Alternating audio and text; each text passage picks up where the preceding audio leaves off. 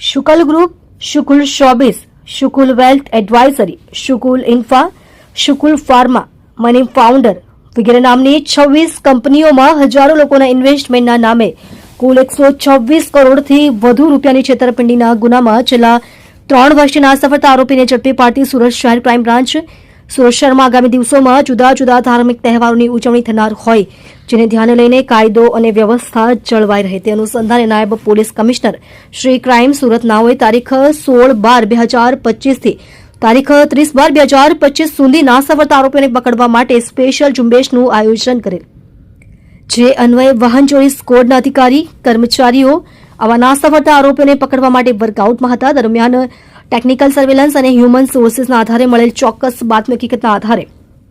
ઈચ્છાપુર આગમન રેસીડેન્સી પાસેથી 126 કરોડથી વધુ રૂપિયાની છેતરપિંડીના ગુનામાં 3 વર્ષીય નાસફળતા આરોપી ધનંજય ઉર્ફે ધનો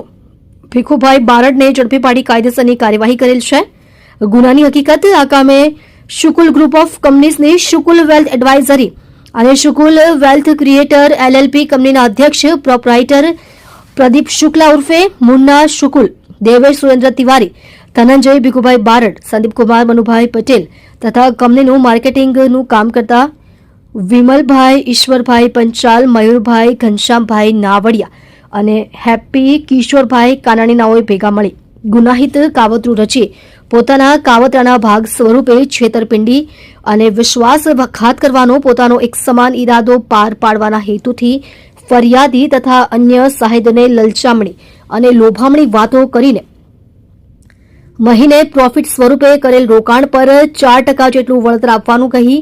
અલગ અલગ સ્વરૂપે કરેલ રોકાણના ફાયદાની સ્કીમો સમજાવી કંપનીમાં રોકાણ કરવાનું કહી ફરિયાદી શ્રી પાસેથી રૂપિયા 3,30,000 તથા અન્ય અસંખ્ય સાહિદો પાસેથી કુલ રૂપિયા 126 કરોડથી વધુનું રોકાણ કરાવી પ્રોફિટ કે રોકેલા રૂપિયા પણ પરત નહીં આપી પોતાની ઓફિસ બંધ કરીને નાસી જઈ